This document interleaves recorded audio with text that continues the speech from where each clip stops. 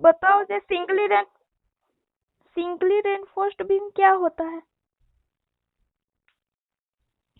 और डबली reinforced beam क्या होता है, इस दोनों का डिफरेंस क्या है, सिंगली और डबली का।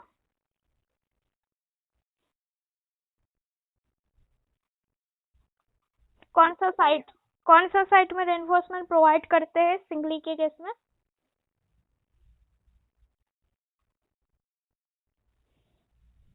टेंशन वाला में। और डबली के केस में?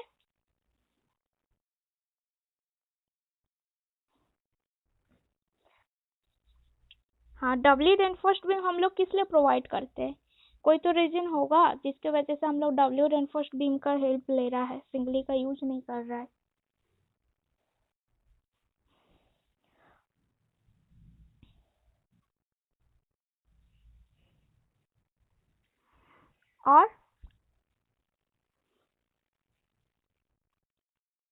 और कोई?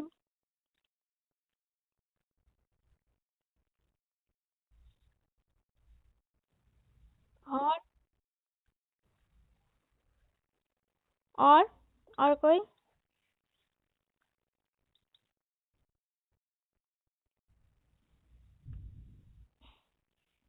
हम लोग ज्यादा लोड प्रोवाइड करेंगे उसके केस में हम लोग डबली रेनफोर्स्ड बीम किस लिए प्रोवाइड किया जाता है? देखो, हमारा सिंगली के केस में हम लोग टेंशन वाला साइड में रेनफोर्समेंट देते हैं, पर डबली के केस में हम लोग कंप्रेशन में भी दिया जाता है। ये हमारा कंप्रेशन और ये हमारा टेंशन वाले रीजन, दोनों में हम लोग स्टील प्रोवाइड करते हैं। किस लिए किया जाता है? क्योंकि जब हमारा कोई सेक्शन हो, हमारा बहुत ज़्यादा लोड आ रहा है, जिसके वजह से हम लोग सिंपली जो रेनफोर्स्ड बीम है उसका जो स्टील प्रोवाइड किए हैं वो सह नहीं पा रहा है, इतना ज़्यादा लोड है यहाँ पे, जो रेनफोर्समेंट प्रोवाइड किया हुआ है वो सह नहीं पा रहा है, तो हम लोगों को ज़्यादा स्टील प्रोवाइड करना है। किंतु हमारा जो सेक्शन है उसका साइज है B/D, उस मिनिमम एक डायमेंशन, लिमिटेड डायमेंशन के हमारे पास सेक्शन का साइज है। तो हमारा जब इतना ही सेक्शन का साइज है, इससे हम लोग सेक्शन को बढ़ा भी नहीं सकते, घटा भी नहीं सकते हैं। तो हम लोग इस सेक्शन का, इसके केस में हम लोग क्या करते हैं, टेंशन वाले साइड में तो रेनफोर्समेंट रखते हैं, उसके साथ हम लोग कंप्रेशन वाले भी साइड में हम लोग रेनफोर्समेंट प्रोवाइड कर देते हैं।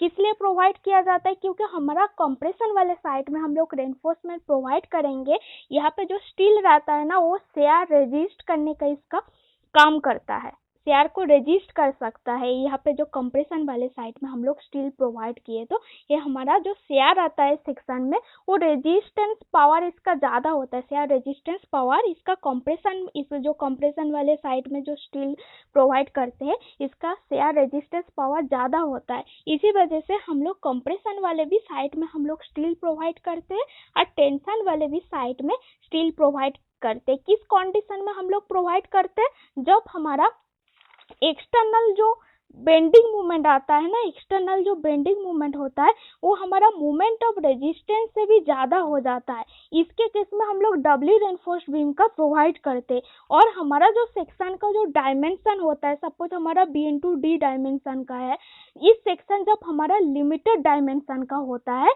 इसके केस में भी हम लोग डबली रेनफोर्स्ड बीम का हेल्प लेते हैं।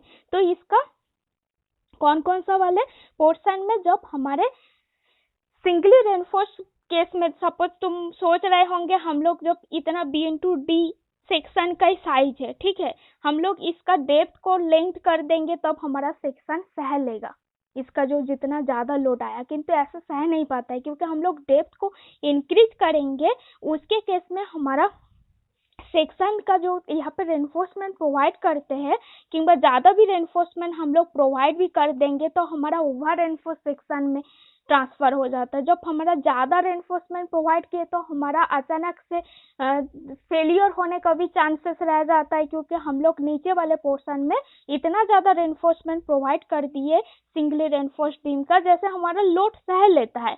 किंतु एक प्रॉब्लम है, जो हमारा नीचे जो टॉप वाले बॉटम वाले पोर्शन जो होता है, इसमें हम लोग रेनफोर्समेंट ज़्यादा पोर्शन तक प्रोवाइड कर भी देते हो तो यहाँ पे ओवर रेनफोर्स सेक्शन बन जाता है, जिसके वजह से ओवर रेनफोर्स सेक्शन में क्या होता है,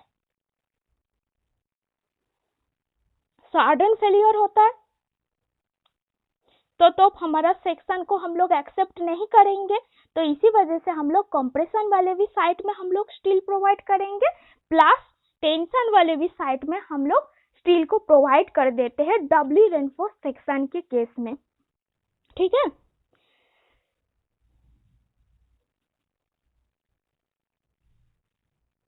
तो डबली रेनफोर्स्ड बीम हम लोग उसको बोलते हैं जब हमारा स्टील का जो reinforcement is the placed in the tension as well as the compression zone is called the doubly reinforced beam.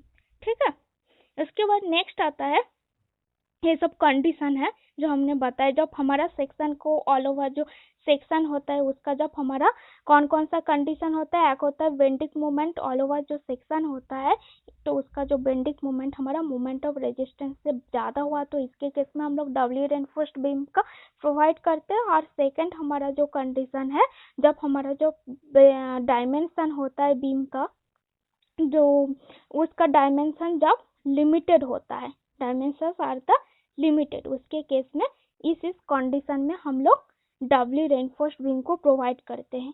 ये हमारा कंडीशन है, कंडीशन एक मिनट क्या बोल रहे हो, condition for the Dabali rain, हाँ मोमेंट ऑफ रेजिस्टेंस निकाले ना, उसके बाद बीम और कॉलम का डिजाइन बाद में आएंगे।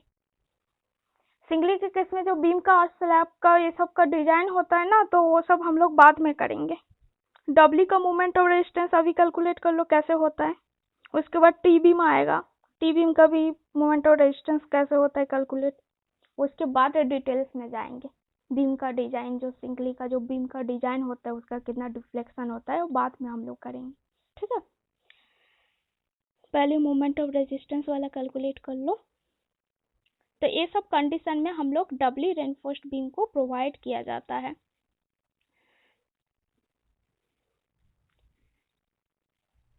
तो डबली रेनफोर्स्ड बीम का एनालिसिस कोई किए हो, कैसे हम लोग एनालाइज करते हैं डबली रेनफोर्स्ड बीम को?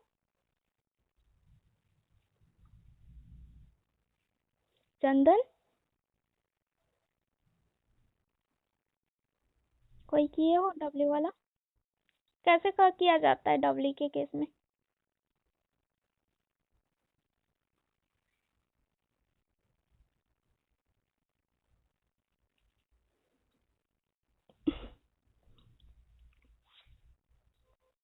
डबली रेनफोर्स्ड बीम के सेक्शन में, हाँ, और टोटल कंप्रेशन कौन कौन से किसके किसके लिए हम लोग करते हैं? टोटल जो कंप्रेशन आता है, कंप्रेसिव जो फोर्स लेते हैं, तो किसका किसका केस में लेते हैं?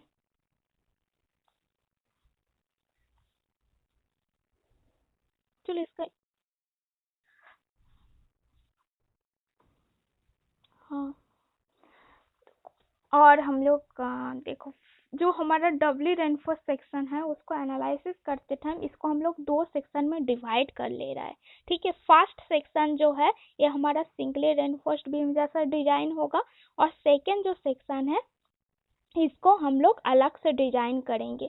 सपोज हमारा जो फर्स्ट जो हम सपोज हम लोग लेके चलते जो हमारा जो मोमेंट ऑफ रेजिस्टेंस है, टोटल हमारा moment of resistance M U is equal to, ये हमारा फर्स्ट सेक्शन के केस में मोमेंट ऑफ रेजिस्टेंस हम लोग एम यू लिमिटिंग लेके चल रहा है, और प्लस सेकेंड सेक्शन ये हमारा फर्स्ट सेक्शन और ये हमारा सेकेंड सेक्शन है, तो इसके केस में हम लोग moment of resistance M of the U2 लेके चल रहा है। ठीक है, पहले समझा देती हूँ। तो देखो एमयू लिमिटिंग जो लिए है हमारा फर्स्ट सेक्शन के लिए मोमेंट ऑफ रेजिस्टेंस है, और सेकेंड सेक्शन के केस में मोमेंट ऑफ रेजिस्टेंस MU2 है। तो हमारा टोटल मोमेंट ऑफ रेजिस्टेंस कितना आएगा, कितना आएगा टोटल मोमेंट ऑफ रेजिस्टेंस?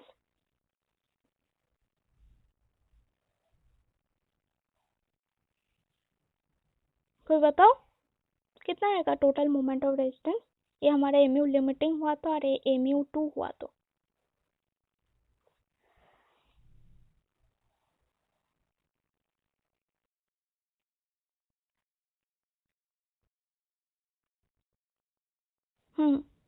तो कितना होगा? एमयू लिमिटिंग को हम लोग कैसे कैलकुलेट करेंगे? जो एमयू लिमिटिंग ले रहा है ये हमारा सेम बताया है, बैलेंस सेक्शन जैसा है और हमारा सिंगली रेनफोर्स्ड बीम का जो मोमेंट ऑफ रेजिस्टेंस था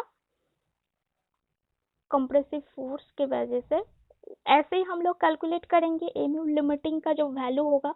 तो सिंगले के केस में हमारा क्या वैल्यू आया था मोमेंट ऑफ रेजिस्टेंस का फॉर कंप्रेसिव एक्शन के केस में?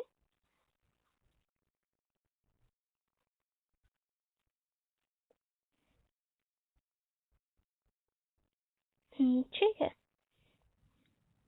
चलो। और हमारा नेक्स्ट आता है, उसके बाद नेक्स्ट बताती हूँ। ये हमारा टोटल मोमेंट ऑफ रेजिस्टेंस, हमको मोमेंट ऑफ रेजिस्टेंस एमयू का वैल्यू कैलकुलेट करना है। तो एमयू का वैल्यू हम लोग कैलकुलेट करेंगे, उसके केस में हम लोग कैसे कैलकुलेट करेंगे?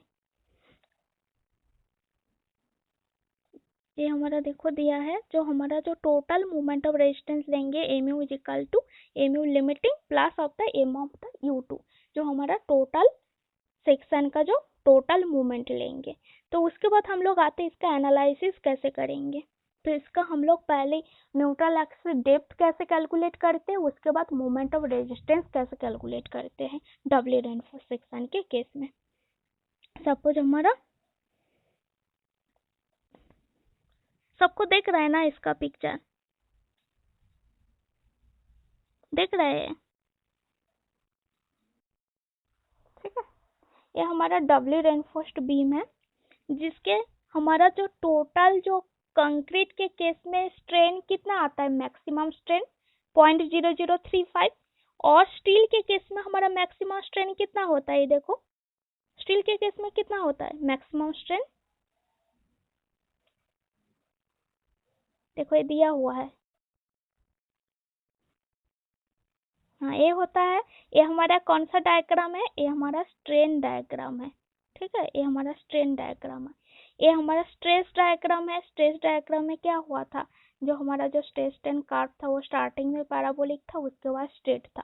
तो इसी वजह से इसका जो स्ट्रेस डायग्राम पैराबोलिक होता है, उसके बाद स्ट्रेट हो जाता है।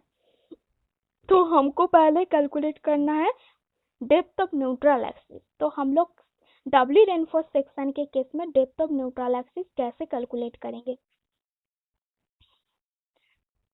वो जो हमारा ग्राफ है ना आईएस कोड में, एक्सटेंशन कर्व आता है, एक ग्राफ आता है जिसके देखो स्टार्टिंग में पैराबोलिक होता है, उसके बाद स्ट्रेट जाता है, स्ट्रेट कर्व है, देखना आईएस कोड में दिया हुआ है। क्योंकि हमारा जो ग्राफ जो होता है ना स्ट्रेस एंड कर्व, उसके बेसिस में हम लोग यहाँ पे जो स्ट्रेस डायग्राम स्टार्टिंग देखो ये पैराबोलिक होता है, ग्राफ स्ट्रेस और स्ट्रेन का जो कर्व होता है, ग्राफ देखो आईएस कोड में है। आईएस कोड का कौन सा वाला पेज में है, याद है किसी को? ग्राफ जो करवाए थे,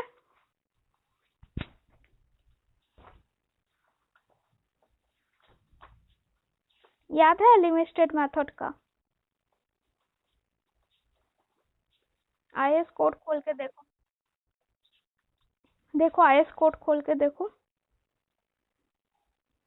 कौन हो, नाम बताओ। नीतीश कुमार। आईएस कोड खोलो, लिमिटेड मेथड। आईएस कोड में पेज नंबर 69 में जाओ, देखो स्ट्रेस एंड कर्व दिया हुआ है कंक्रीट के केस में। सबको तो ऐड करवा दिए है।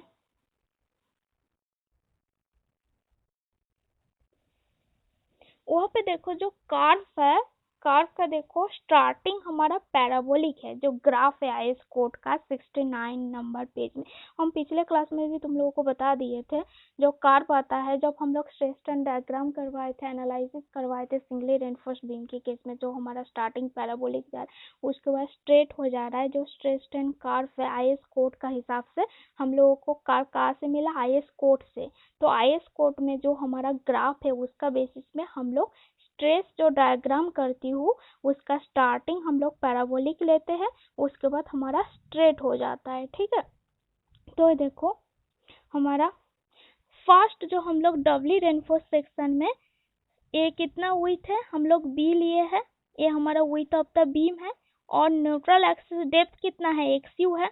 देखो न्यूट्रल एक्सिस डेप्थ है ए है, एक्स यू है न्यूट्रल एक्सिस डेप्थ, और इफेक्टिव डेप्थ डी को बोला जाता है। इफेक्टिव डेप्थ टॉप से लेके हमारा जो रेनफोर्समेंट होता है उसका सेंटर तक का जो डिस्टेंस होता है उसको हम लोग इफेक्टिव डेप्थ बोलते हैं। Effective depth of the beam है डी है।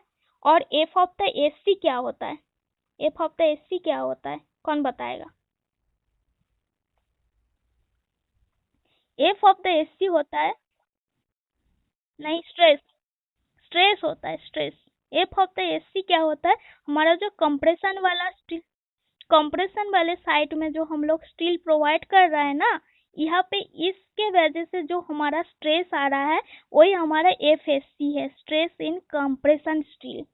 ठीक है, तो उसके बाद डी डेस्ट क्या होता है, डी डेस्ट हमारा इफेक्टिव कवर है। देखो हमारा जो कंप्रेशन जोन से लेके हमारा कंप्रेशन जो देखो जोन का जो स्टील है उसका सेंटर से लेके उसका टॉप तक का जो डिस्टेंस है ये हम लोग डी डेस्ट लिए हैं।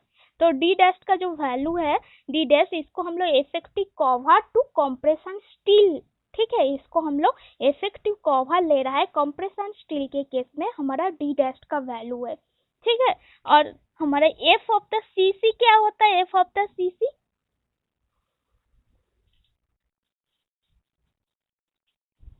हाँ कंक्रीट, देखो stress in the concrete at the level of the steel.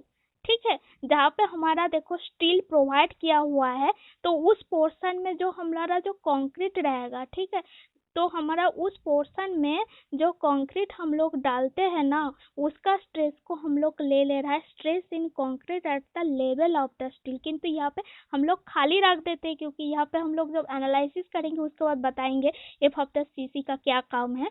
उसके बाद आता है हमारा एएससी। एएससी क्या होता है, हमारा area of the compression steel, मतलब ये जो हमारा कंप्रेशन स्टील का जो एरिया है इसको हम लोग एएससी लेके चल रहा है। ठीक है, और एएसटी क्या होता है, ये हमारा टेंशन वाले स्टील का जो एरिया है इसको हम लोग एएसटी लेके चल रहा है। ठीक है, तो उसके बाद हम लोग कंप्रेशन, देखो डेप्थ ऑफ न्यूट्रल एक्सिस का वैल्यू हम लोग कैसे कैलकुलेट करेंगे, इस पिक्चर से हम लोग डेप्थ ऑफ न्यूट्रल एक्सिस का वैल्यू हम लोग कैसे कैलकुलेट करेंगे। सपोज हमारे पास देखो जो कंप्रेशन है C1, ठीक है, C1 क्या है, C1 is equal to force, हम लोग C1 और C2 लेके चल रहा है, C1 प्लस C2 वो हमारा टोटल कंप्रेसिव फोर्स आएगा। तो हमको पहले कैलकुलेट करना है C1 का वैल्यू, तो C1 क्या है, फोर्स कैरेट,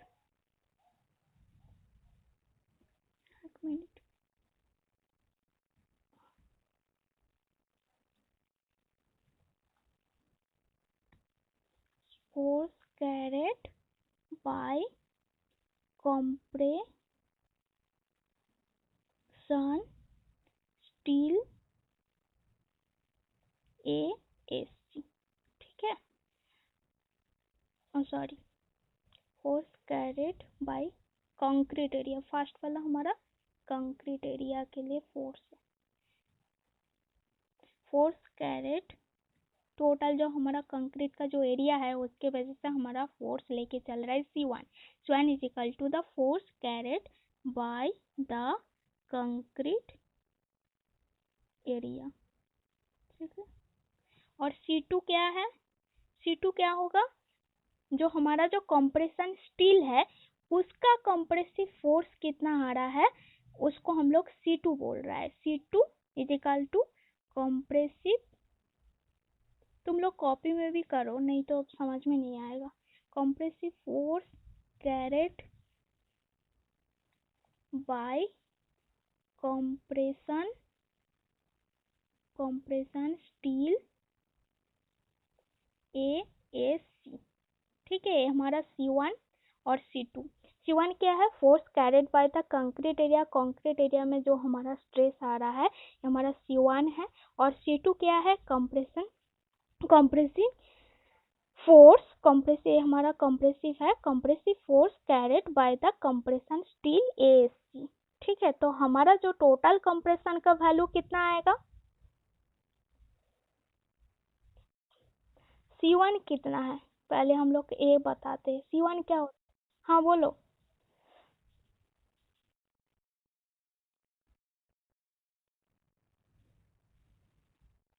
पैराबोलिक वाले पोर्शन में ही देखो C1 और C2 का वैल्यू दिया हुआ है। C1 हमारा कंक्रीट के एरिया के वजह से कंप्रेसिव फोर्स ले रहा है और C2 क्या ले रहा है, C2 हमारा जो स्टील प्रोवाइड किया हुआ है ना उसके वजह से हम लोग जो कंप्रेसिव फोर्स ले रहा है, माने कंप्रेशन स्टील जो है उसके वजह से हमारा जो कंप्रेसिव फोर्स आ रहा है उसका वैल्यू हम लोग C2 ले रहा है। ये हमारा IS कोड है IS 456 19 हम बता रहे हैं। ये हमारा इसका जो वैल्यू है ना ये टोटल दिया हुआ है, टोटल दिया हुआ है। नेक्स्ट हम लोग पेज में जाएंगे ना, इसको भी हम लोग डिवाइड किए हैं, नेक्स्ट डिवीजन हम नेक्स्ट पेज में बताएंगे। ये हमारा टोटल दिया हुआ है। नेक्स्ट पेज में और भी डायग्राम में जाएंगे जिसमें हमारा आरेख स्ट्रेस डायग्राम है। ये देखो ये जो है बताते हैं, ये बाद में बता रहे हैं। अभी टोटल वाला देखो, टोटल हमारा जो कंप्रेसिव स्टील के केस में जितना आ रहा है और हमारा कंक्रीट के वजह से जो कंप्रेसिव फोर्स आ रहा है, ये जो टोटल है इसको हम लोग पहले देखते हैं। यहाँ पे हमारा जो देखो सी में जो दिया है ना, ये टोटल फोर्स आ रहा है, टोटल कंप्रेसिव फोर्स, मतलब कंक्रीट के लिए भी आ रहा है C1 वाला पे पोर्शन में जो force carried by the concrete area, और C2 क्या है जो हमारा कंप्रेसिव फोर्स है, इसके वजह से हमारा जो कंप्रेसिव फोर्स आ रहा है, जो कंप्रेशन वाले स्टील की वजह से जो कंप्रेसिव फोर्स आ रहा है उसका वैल्यू हम लोग C2 लेके चल रहा है। तो हमारा C1 कितना आएगा, C1 कितना वैल्यू होगा, C1 हम लोग क्या बोले, कंक्रीट के एरिया के वजह से हमारा जितना कंप्रेसिव फोर्स आ रहा है, तो हमारा जो सिंकली रेनफोर्स्ड बीम था ना उसका जो C1 का वैल्यू, जो टोटल जो कंप्रेशन कितना आया था, टोटल कंप्रेशन C का वैल्यू सिंकली रेनफोर्स्ड बीम के केस में वही हम लोग C1 लेंगे क्योंकि सेम है force carried by the concrete area. Concrete area में जो हमारा जो कंप्रेसिव फोर्स आ रहा है, जो हमारा जो सिंपली रेनफोर्स्ड बीम के केस में जो हमारा कंप्रेसिव फोर्स आ रहा था उसी को ही हम लोग C1 लेंगे। तो C1 कितना आया था सिंगली के केस में बताओ, 0.36 FCK into B into XU, ठीक है। तो हमारा C2 का वैल्यू कितना होगा, C2 का वैल्यू कितना होगा, किसी को पता है C2 का वैल्यू कितना होगा?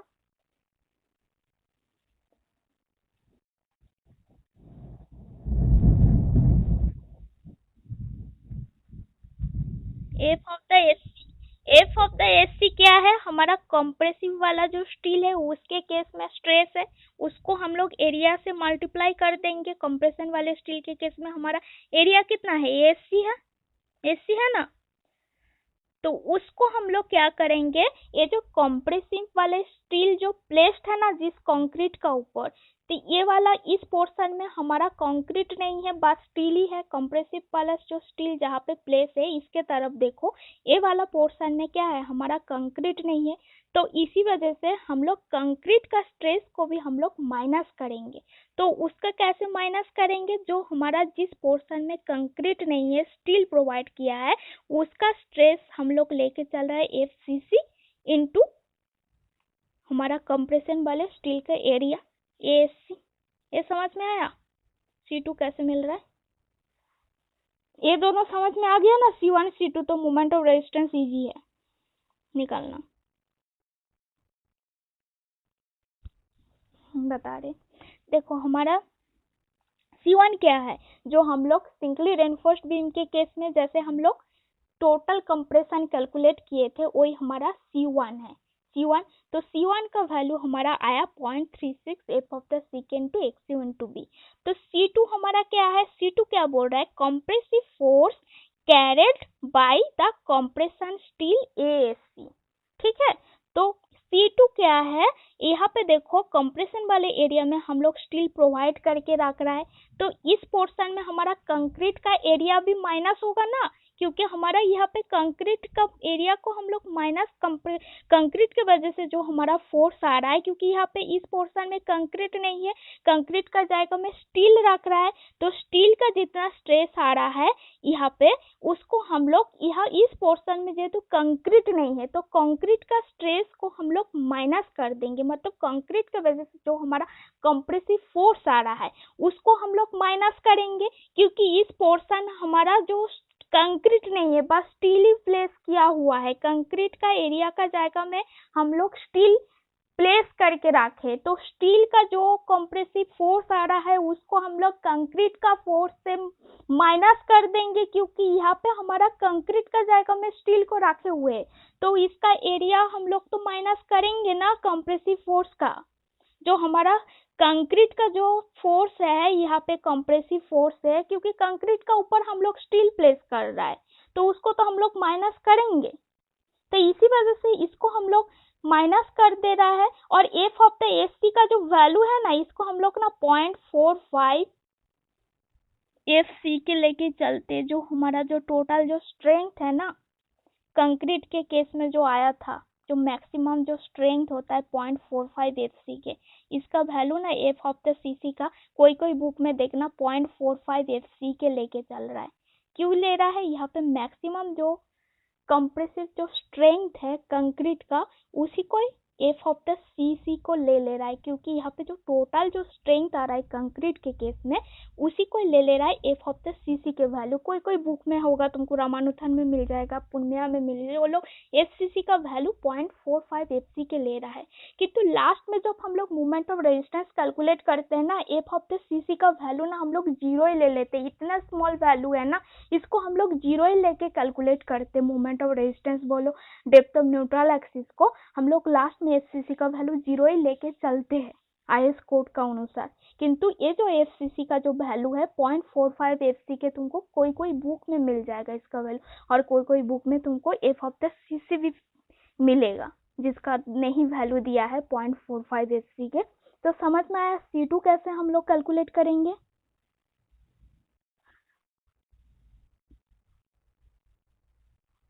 एफ का वैल्यू तुम लोगों को जीरो ही लेना पड़ेगा, लास्ट में कोई भी वैल्यू लो 0.45 एफ को भी हम लोग जीरो ही लेके चलते हैं। लास्ट में बताएंगे किस लिए, मतलब इतना छोटा वैल्यू आता है एफ का, but F C C equal to 0.45 F के, इतना छोटा वेरी स्मॉल वैल्यू है जिसके वजह से एफ को हम लोग जीरो ही लेके पकड़ के चलते हैं। तो और C2 को हम लोग F of the S C into S C next में बताएंगे, अभी इसको ये लेके चलो। C1 का वैल्यू कौन सा होगा, C1 और C2 का वैल्यू बताओ हमको पहले। C1 कितना होगा, लास्ट में क्या मिला, C1 का वैल्यू कितना है, C1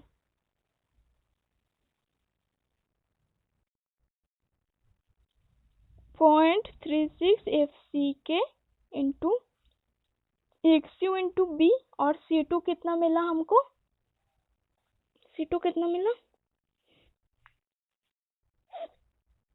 F of the S C into S C minus F C C into S C. ठीक है, ये हमारा C1 है, ये हमारा C2 है। तो हमको टोटल कंप्रेशन कितना आएगा, टोटल कंप्रेशन C1 का वैल्यू हमको मिल गया, C2 का वैल्यू भी मिल गया, तो टोटल कंप्रेशन कितना होगा, C is equal to C1 plus C2, C is equal to कितना है C1 plus of the C2, तो C1 हमको कितना मिला, C1 टोटल कंप्रेशन C1 का value 0.36 FCK into XU into B plus F of the SC into ASC minus FCC into ASC। ठीक है, FCC into ASC, तो ये हमारा C1 है और ये हमारा C2 है। टोटल हमको कंप्रेशन मिल गया, तो इसको हम लोग कॉमन ले सकते हैं, तो हमारा टोटल कंप्रेशन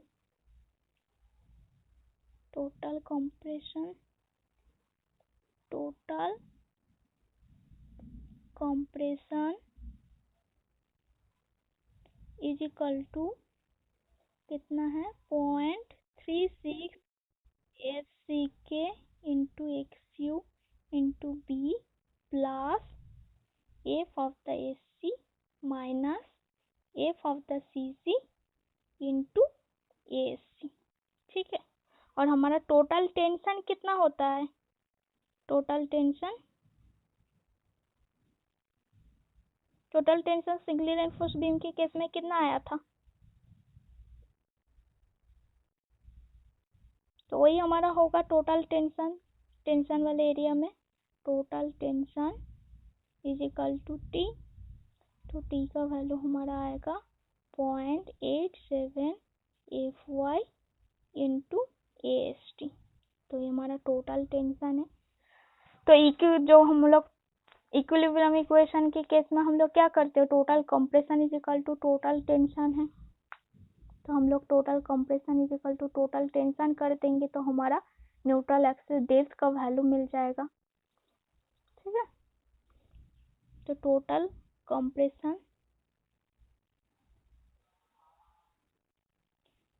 जो compression is equal to total tension है। तो हमारा टोटल कंप्रेशन कितना आया था? इतना आया था टोटल कंप्रेशन, और टोटल टेंशन हमारा आया 0.87 FY इंटू AST। तो टोटल कंप्रेशन कितना है 0.36 SCK into XU into B plus F of the SC minus F of the CC into ASC is equal to कितना है 0.87 FY into AST into AST। ठीक है, तो यहाँ से हमको मिल जाएगा XU का वैल्यू।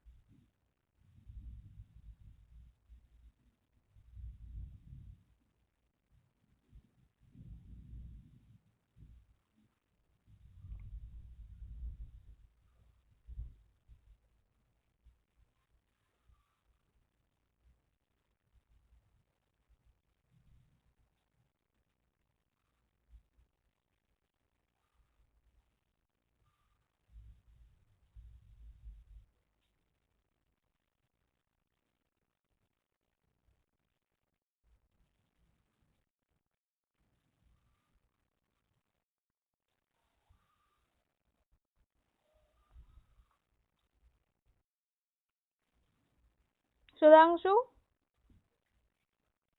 तुम्हारा लेट क्यों हुआ? तुम सेकंड क्लास में ज्वाइन कर रहे हो, तुमको समझ में आएगा कुछ? सुधांशु,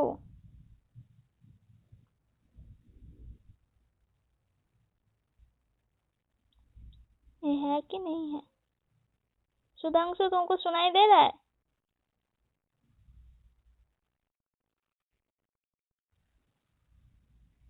सुधांशु,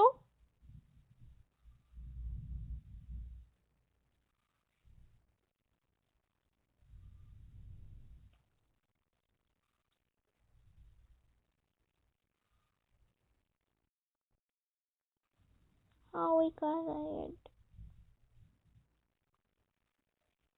ये तो सेकंड लास्ट क्लास में आया। D2D हो कोई भी हो, उसको तो समझ में नहीं आएगा स्टार्टिंग से कुछ भी हो।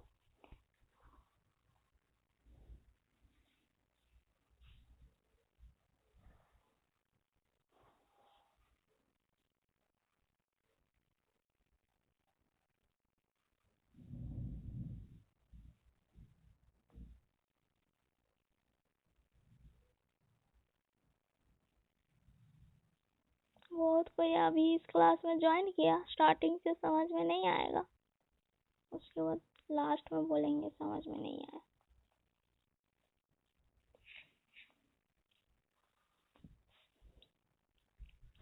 तो देखो हमारा जो टोटल जो कंप्रेशन कितना आया है, जो टोटल हम लोग देखो डिजाइन में हम लोग क्या किए हैं, हम लोग स्टार्टिंग में किए हैं टोटल जो कंप्रेशन है C1 प्लस C2 है, ठीक है। तो हमारे पास C1 कितना वैल्यू है, जो हमारा सिंगली रेनफोर्स्ड बीम के केस में जो टोटल जो कंप्रेशन है उसका वैल्यू है 0.36 F of the C K into x into B. और C2 का वैल्यू हमको कितना मिला, C2 का वैल्यू हमारा आया F of the S C into S C minus of the F of the C C into S C, ठीक है। कोई ऐड ही करना पड़ेगा लोगों को।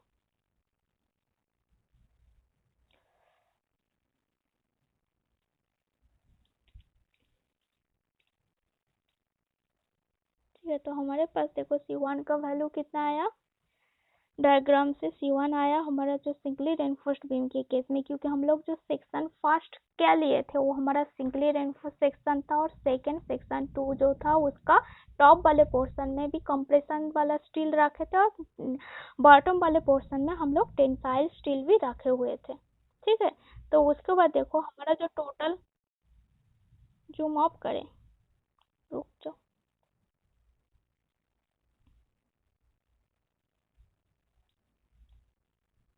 दिख रहा है, देख रहा है सबको।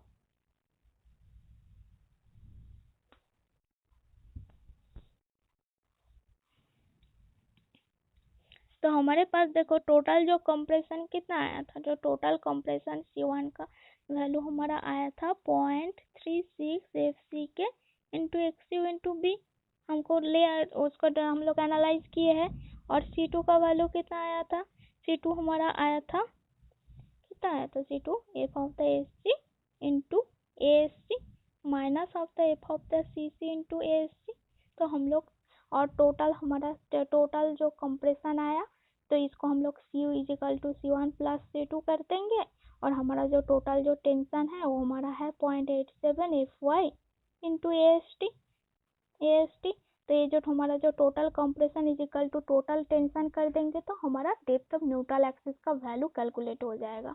तो हमारा टोटल कंप्रेशन कितना था, C1 plus C2 0.36 into F of the C K into X U into B plus हमारा F of the S C minus F of the C C into A S C is equal to कितना होगा, total हमारा जो tension है 0.87 F Y into A S T. तो हमारे x U का value यहाँ से हमको मिल जाएगा, एक्स यू का वैल्यू कितना आएगा, एक्स यू यहाँ पे तो आटेगा नहीं,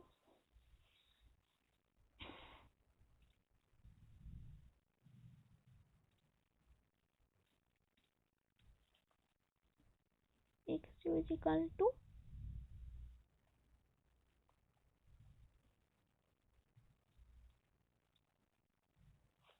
0.87 F Y into A S T minus F of the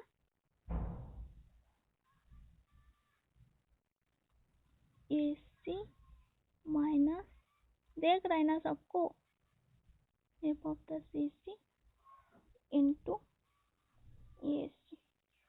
रुक जाओ, इसमें तो आटेगा नहीं, इसको नेक्स्ट में करते हैं।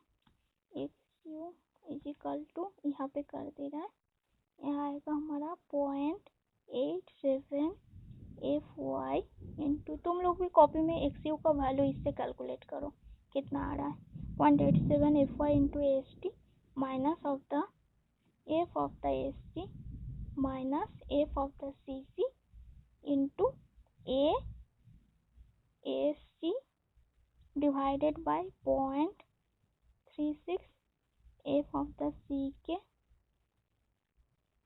Into B. इतना आ रहा है एक्स यू, बताओ कैलकुलेट करके एक्स यू इतना वैल्यू आ रहा है कि नहीं आ रहा है, total compression is equal to total tension करेंगे तो।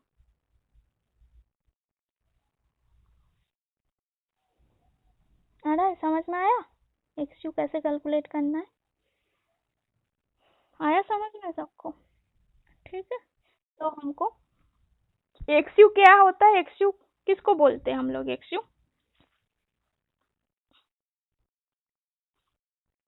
न्यूट्रल एक्सिस डेप्थ है, तो हमको न्यूट्रल एक्सिस डेप्थ मिल गया। एक्स का जो वैल्यू है हमारा न्यूट्रल एक्सिस डेप्थ मिल गया। उसका देखो जो हमारा जो एफ सी सी है ना, एफ सी सी का जो वैल्यू होता है ना, वो ना बहुत स्मॉल होता है, वेरी वेरी स्मॉल होता है। तो इसी वजह से हम लोग इसको रखते नहीं है, इसको हम लोग नेग्लेक्ट करते हैं। तो हम लोग इसके वजह से हम जो एक्स यू का वैल्यू कितना आएगा, जब हमारा F of the C C is equal to जब 0 हो जाएगा, इतना छोटा होता है तो हम इसको नेग्लेक्ट करके ही चलेंगे। एफ ऑफ द सी सी को हम लोग हटा देंगे, इसका वैल्यू बहुत छोटा होता है। तो इसी वजह से हमारा कितना आएगा एक्स यू इजिकल टू हमारा आएगा 0.87 F Y into A S T minus F of the S C into A S see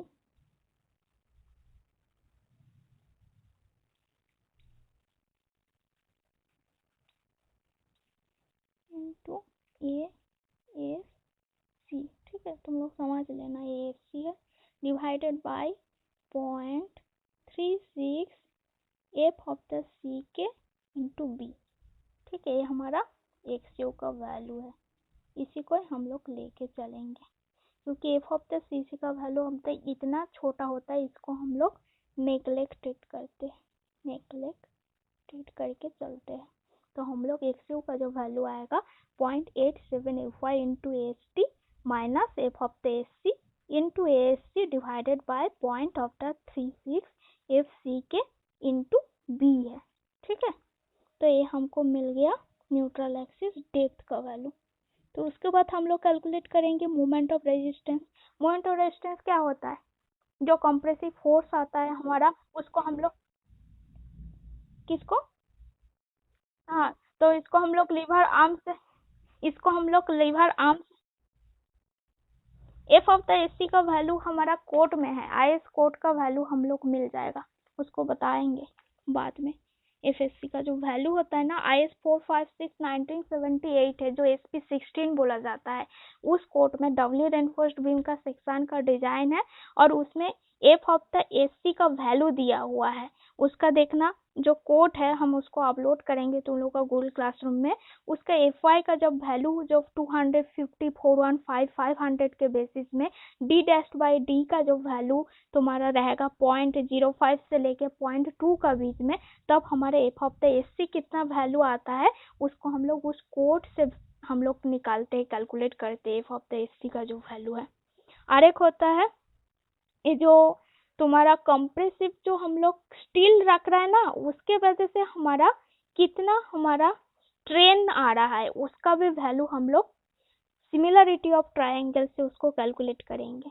step by step जाते, ये हमारा हो गया न्यूट्रल एक्सिस डेप्थ हो गया। उसके बाद नेक्स्ट में हम लोग जाएंगे मोमेंट ऑफ रेजिस्टेंस।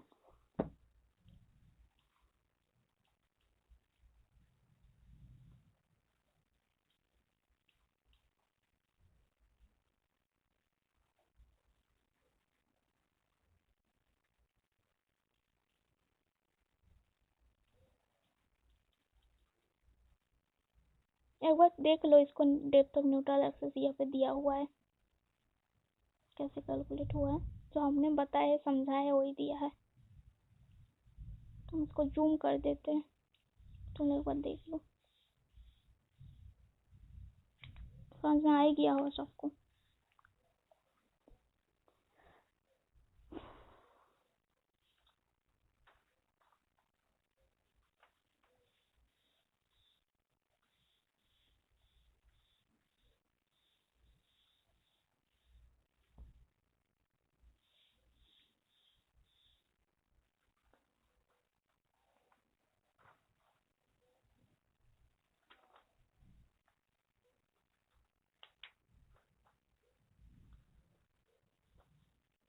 ठीक है, नेक्स्ट पेज में जाते हैं।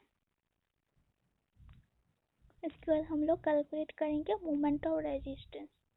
मोमेंट ऑफ रेजिस्टेंस कैसे कैलकुलेट करेंगे हमने बताया है, जो टोटल जो एम्यू होगा, एम्यू का जो वैल्यू है, एम्यू इज इक्वल टू कितना है, एम्यू लिमिटिंग प्लस हमारा एम ऑफ द U2। ठीक है, तो हमारा एम्यू लिमिटिंग कितना है, जो हम लोग सिंगली के केस में हम लोग रखे थे, जो वैल्यू है वही है एम्यू लिमिटिंग जो है।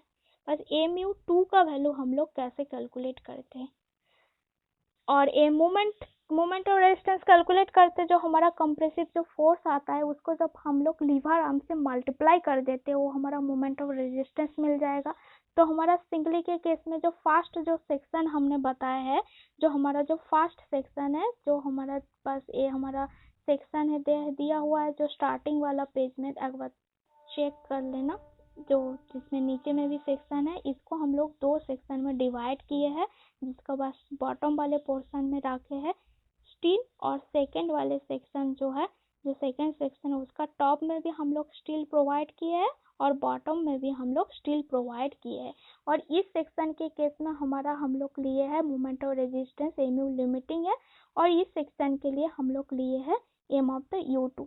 ठीक है, तो हमारे एमयू लिमिटिंग क्या होगा, जो हमारा सिंगली रेनफोर्स सेक्शन के केस में जितना हमारा मोमेंट ऑफ रेजिस्टेंस आया था उसी को ही हम लोग लेके चलेंगे। तो सिंगली के केस में हमारा मोमेंट ऑफ रेजिस्टेंस कितना आया था, कितना आया था मोमेंट ऑफ रेजिस्टेंस, सिंगली के केस में मोमेंट ऑफ रेजिस्टेंस कितना आया था फॉर कंप्रेसिव एरिया के,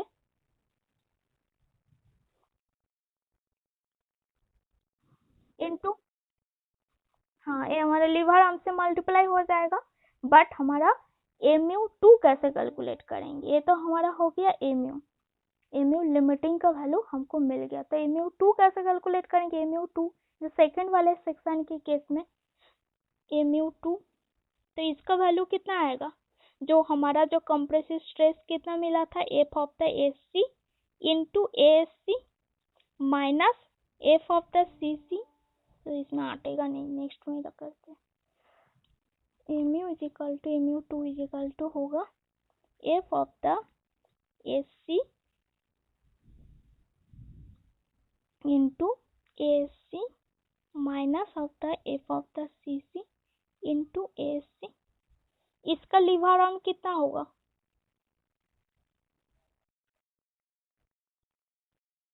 हाँ D माइनस D डैश होगा। इसको हम लोग कैसे किए, D माइनस D डैश, देखो इसको भी बता देती हूँ। हमारा इसमें इस पेज में आ जाओ,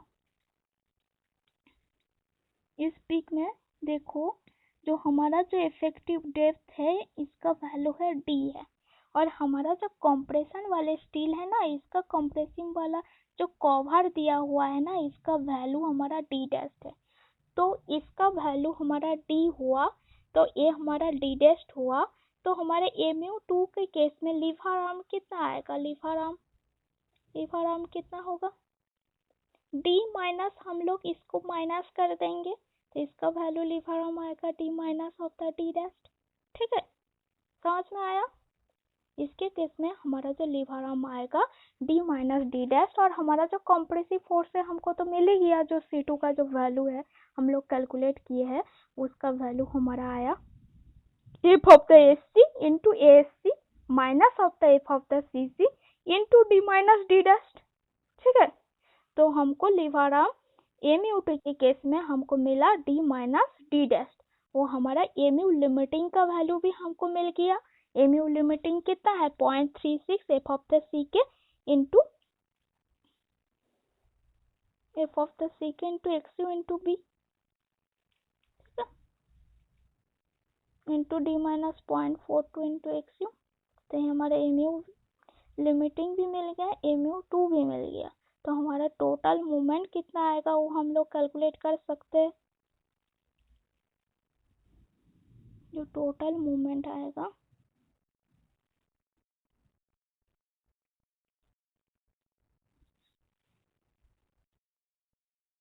कौन है,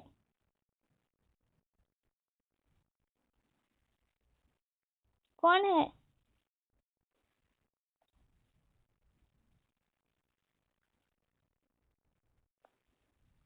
कौन डिस्टर्ब कर रहा है? सुधांशु, सुधांशु होगा ना?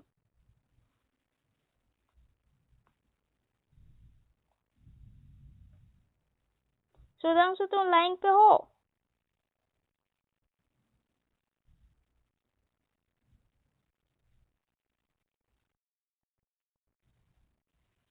इसको तो हमने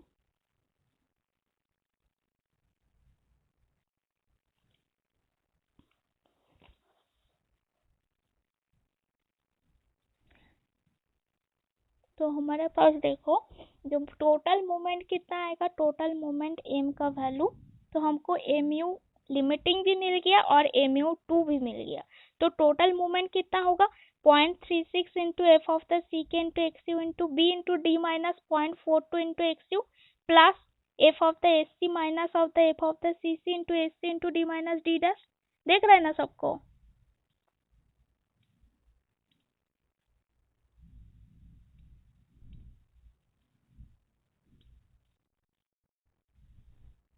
देख रहे हैं? तो हमको टोटल मूवमेंट का वैल्यू हमको मिल गया। टोटल मूवमेंट आ रहा है एम यू इजिकल टू 0.36। ये हमारा क्या है, एम यू लिमिटिंग है। एम यू लिमिटिंग का जो वैल्यू है हमारा, जो सिंगली रेनफोर्स बीम के लिए, और एक इसका वैल्यू क्या है, हमारा एम ऑफ द U2 है। ठीक है, तो इसको प्लस हमारा M of the U2 add कर देंगे तो हमारा टोटल मूवमेंट मिल गया। तो टोटल मोमेंट तो मिल गया है, ठीक है, हम लोगों को। उसके बाद आते हैं जो टेंशन व कंप्रेसिव वाले जो स्टील है ना, टोटल हमारा कंक्रीट के केस में स्ट्रेन कितना आता है? टोटल कंक्रीट के केस में सिमिलरिटी ऑफ द ट्रायंगल में हम लोग इसको कैलकुलेट करेंगे। देखो हमको बताओ टोटल कंक्रीट के केस में कितना आता है। सपोज हम लोग ESC का, एस साइलेंट एससी का वैल्यू हम लोग कैसे कैलकुलेट करते हैं बताती हूँ अभी। सपोज देखो ये हमारे पास डबली रेनफोर्स्ड बीम है, यहाँ पे भी हम लोग स्टील दे के रखे, अब बॉटम वाले भी पोर्शन में हम लोग स्टील दे के रखे, और इसका जो स्ट्रेन डायग्राम आ रहा है ऐसे शेप में आ रहा है।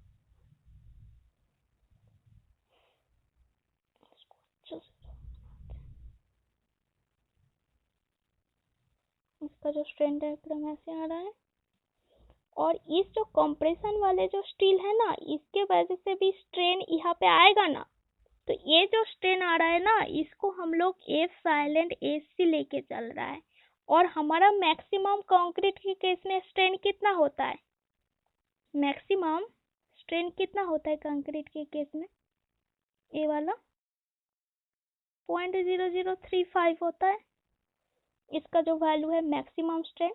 और ये जो कंप्रेशन वाले जो स्टील है ना, इसके वजह से जो हमारा स्ट्रेन आता है वो हमारा एफ साइलेंट एससी है। ठीक है, और इसका हमारा इफेक्टिव डेप्थ कितना है, ये हमारा डी है, और यहाँ पे कवर है डी डैश्ड है, हमारा कितना वैल्यू है, डी डैश्ड है। और इस वाले पोर्शन का वैल्यू कितना है, डी माइनस डी डैश्ड है। और हमारा maximum strain for the steel के केस में कितना है, 0.87 FY divided by AST, sorry 0.87 FY divided by ES plus कितना है 0.002। कितना मैक्सिमम स्ट्रेन है, मैक्सिमम स्ट्रेन स्टील के केस में कितना आता है बताए थे, बताओ। 0.87 FY divided by ES plus आएगा 0.002। ठीक है, इतना स्ट्रेन आता है कि नहीं, मैक्सिमम स्ट्रेन स्टील के केस में कितना होता है 0.002 प्लस 0.87 FY बाई ES है। तो हम लोग क्या करेंगे, हम लोग सिमिलरिटी ऑफ ट्रायंगल का हिसाब से हम लोग एफ साइलेंट एससी का वैल्यू कैलकुलेट करेंगे। देखो इस जो ट्रायंगल देख रहा है ना, 0.0035 डिवाइडेड बाय ये हमारा न्यूट्रल एक्सिस डेप्थ है, यहाँ से यहाँ तक कितना है, XU है ना। तो हम लोग सिमिलरिटी ऑफ ट्राइंगल में 0.0035 डिवाइडेड बाई एक्स यू, ये फास्ट ट्राइंगल देखो, first triangle divided by X U is equal to epsilon S C है, ये वाले पोर्शन क्या है, epsilon S C divided by कितना होगा, ये हमारा एक्स यू हुआ और ये हमारा डी डैश हुआ, तो ये वाला डिस्टेंस कितना होगा, ये वाले डिस्टेंस कितना लेंगे बताओ, ये वाले डिस्टेंस देखो हमारे तरफ, ये डिस्टेंस हम लोग कितना लेंगे, x you minus D dash. तो यहाँ से हम लोग एफ साइलेंट एस सी का वैल्यू कैलकुलेट कर सकते हैं, मतलब ये हमारा एफ साइलेंट एस सी क्या होता है, strain, strain in compressive steel. तो एफ साइलेंट एस सी का वैल्यू हम लोग कैसे कैलकुलेट करेंगे, इसका देखो सिमिलरिटी ऑफ ट्राइंगल से आएगा 0.0035 into 1 minus D dash divided by X U, इतना आ रहा है।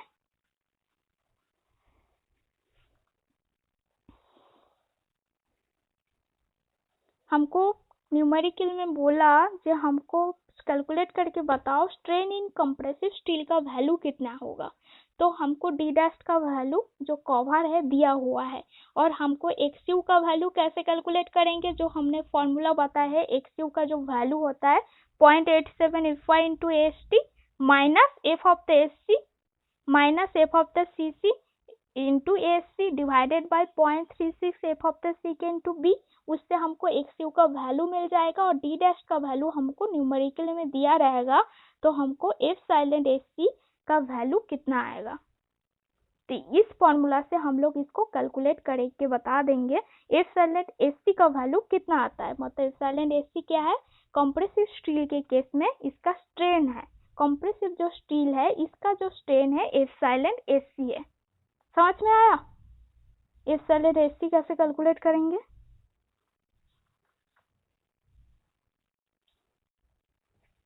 समझ में आया कि नहीं आया, इसको इरेज करेंगे बताओ।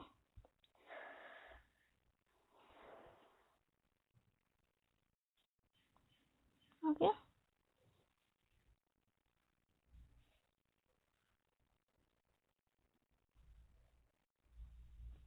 टेबल बताती हूँ तुम लोग,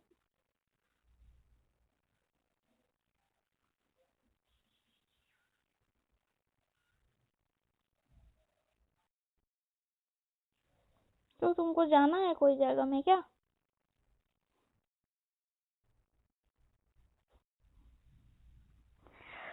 पावर बैंक नहीं है क्या, पावर बैंक नहीं है, पावर बैंक खरीद लो, अरे तो ऑफर दे रहा है अमेजोन वगैरह में।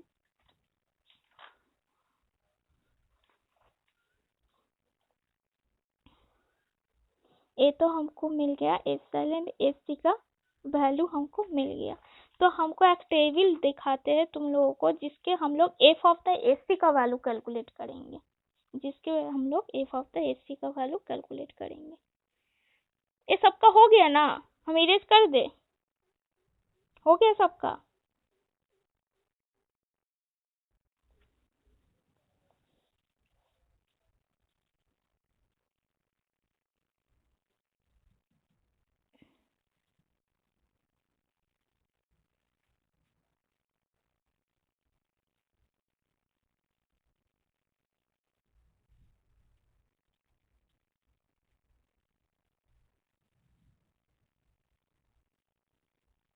हमने जो बताया ना सिमिलरिटी ऑफ ट्राइंगल, यहाँ पे देखो वही चीज कैलकुलेट किया हुआ है, अगर तुम लोग देख लो एफ साइलेंट एस सी का वैल्यू कैसे कैलकुलेट होता है, जो सिमिलरिटी ऑफ ट्राइंगल से हमको मिला।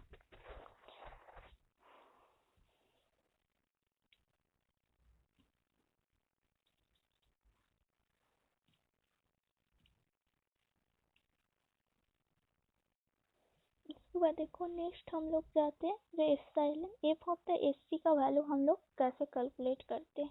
जो एक टेबल है, तुम लोगों को कोड भी हम शेयर करेंगे, SC16 जो हमारा पुराना वाला वर्जन है, ये तो नया वर्जन है, IS 456 2000 है, इसका पुराना वाला भी पिछले वर्किंग स्ट्रेस मेथड वगैरह भी उसमें दिया हुआ है, उसका भी एक वर्जन है जिसका IS कोड है IS 456, जो IS कोड है ना IS 456 है 1978 है,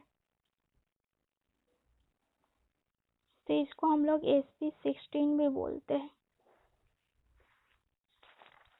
इस कोड से हमको वैल्यू मिला है, सॉरी 1987 है, 1987 है, ठीक है। इस कोड से हमको ये जो वैल्यू है ना, एफ साइड है, F of the SC, F of the SC क्या होता है बताओ, इतना तो क्लास करवा दिए, एफ ऑफ द एससी क्या होता है?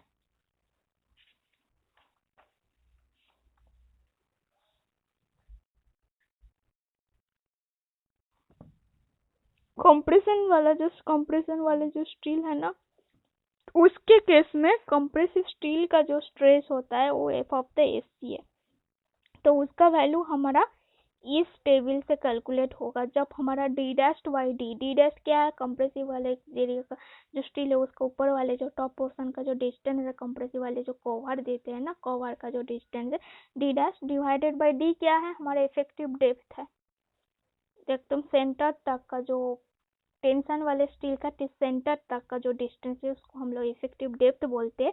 और यहाँ पे देखो ग्रेड ऑफ स्टील दिया हुआ है, तो ग्रेड ऑफ द स्टील जो FY है, FY जो माइल्ड स्टील होता है ना, माइल्ड स्टील के केस में जो एफ ऑफ द एससी होता है ना, बस ग्रेड ऑफ स्टील के ऊपर ही डिपेंड करता है। बस HYSD बार के केस में जो हमारा एफ ऑफ द एससी का जो वैल्यू है ना, वो हमारा D dash by D plus grade of concrete दोनों के ऊपर ही डिपेंड करता है। तो बस माइल्ड स्टील के केस में हमारा जो देखो यहाँ पे जो एफ ऑफ द एससी का वैल्यू 217 देख रहा है सबको, एफ ऑफ द एससी का वैल्यू, तो एफ ऑफ द एससी का वैल्यू माइल्ड स्टील के केस में कितना आया, तो देखो माइल्ड स्टील के केस में हमारा जो स्ट्रेंथ कितना होता है 0.87 ऑफ द FY होता है, तो 0.87 इंटू FY माइल्ड स्टील के केस में कितना है, माइल्ड स्टील के केस में FY का वैल्यू कितना है,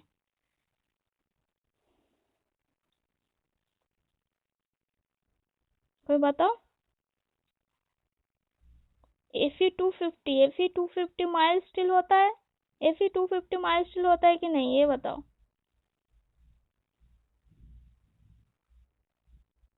तो FY का वैल्यू कितना है, Fe250 250, तो इसको मल्टीप्लाई करोगे तो कितना आएगा, कितना आएगा वैल्यू, इसका वैल्यू आएगा 217 न्यूटन पर मिलीमीटर स्क्वायर। माइल्ड स्टील के केस में ये जो वैल्यू है एफ ऑफ द एससी का वैल्यू है ना, वो डी डैश बाई डी का हर वैल्यू के साथ 217 न्यूटन पर mm स्क्वायर ही होगा। माइल्ड स्टील के केस में जब डी डैश का बाई डी का वैल्यू जब हमारा 0.05, तो एफ ऑफ द एससी का जो वैल्यू है ना वो हमारा 217 आएगा न्यूटन पर mm स्क्वायर में। और जब हमारा डी डैश बाई डी का वैल्यू जब 0.10 है उसके भी केस में हमारा 217 है। जब हमारा डी डैश बाई डी का वैल्यू 0.15 है उसके भी केस में हमारा एफ ऑफ द एससी का वैल्यू 217 न्यूटन पर mm स्क्वायर। जब हमारा 0.20 है उसके भी केस में हम लोग माइल्ड स्टील एक्सेप्शनल है, इसके एक्सेप्शनल इस केस में है क्योंकि माइल्ड स्टील के केस में हम लोग जो एफ ऑफ द एससी का वैल्यू बस ग्रेड ऑफ कंक्रीट के ऊपर ही डिपेंड करता है।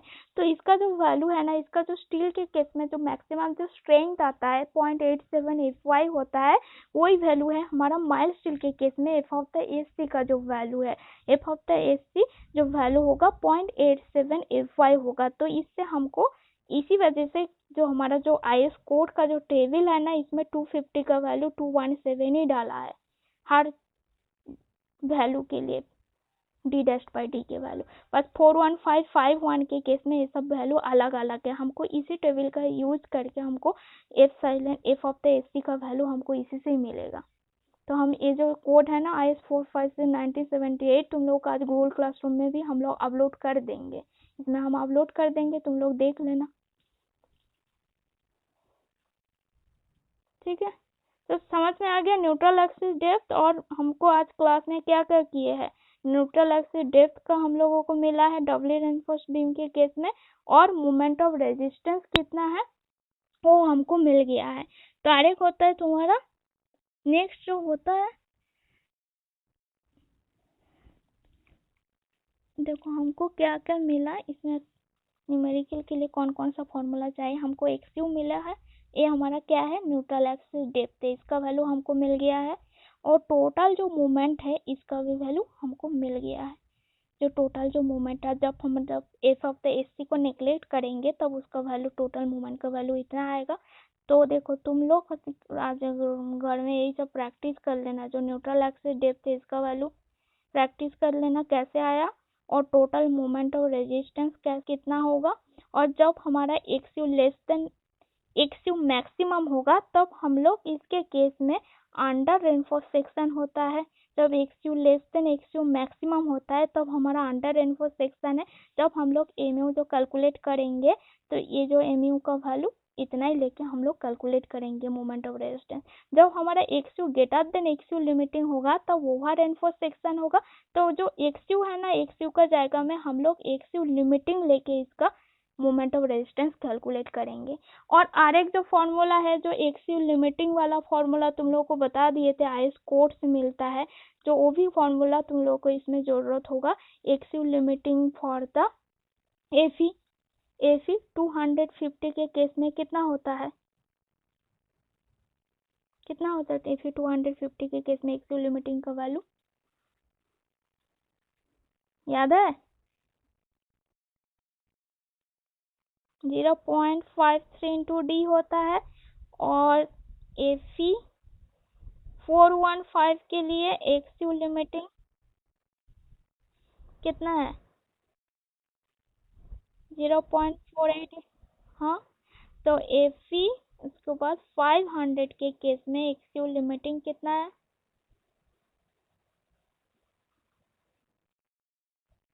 0.46। इसका भी हम लोगों को जरूरत है, एक्स लिमिटिंग का वैल्यू हर स्टील के केस में कितना है। और तो सब कंप्लीट ही हो गया, नेक्स्ट क्लास में न्यूमेरिकल करवाएंगे इसी का। देखो न्यूट्रल एक्सिस डेप्थ कैसे कैलकुलेट होता है, टोटल मोमेंट ऑफ रेजिस्टेंस कैसे कैलकुलेट होता है, समझ में आ गया सबको? चलो ठीक है, आज इतना तो रहने देते हैं। हाँ बोलो।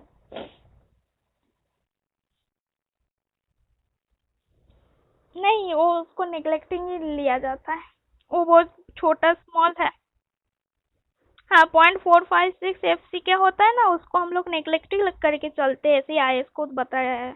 आईएस कोड का हिसाब से उसको नेग्लेक्ट करना है, मतलब उसका value 0.456 F of the C के होता है। मिल जाएगा, कोई कोई बुक में दिया है, कोई कोई बुक में तो एफ ऑफ द सी लेके ही पकड़ के रखा है, 0.45 एफसी के कोई पुट नहीं किया है, उसको नेग्लेक्ट करके एफ ऑफ द सी का वैल्यू 0 कर दिया है। बुक वगैरह देखोगे तो मिल जाएगा। ठीक है, ठीक है, चलो आज क्लोज करते हैं। वेलकम। तुम लोगों का मिड सेमेस्टर कैसे गया, मिड सेमेस्टर का एग्जाम कैसे गया?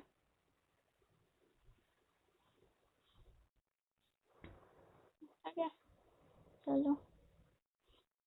और तुम लोग टाइम पे नहीं कंप्लीट किए हो, बहुत कोई है, टाइम पे नेक्स्ट बार से तुम लोग कंप्लीट करने का कोशिश करना है, तो अपना प्रैक्टिस होगा।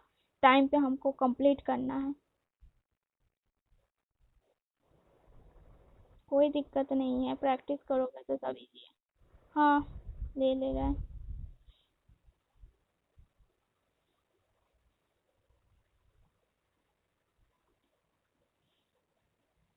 जो भी तुमने टाइम दिए है, किसी को कोई कोई दिक्कत था?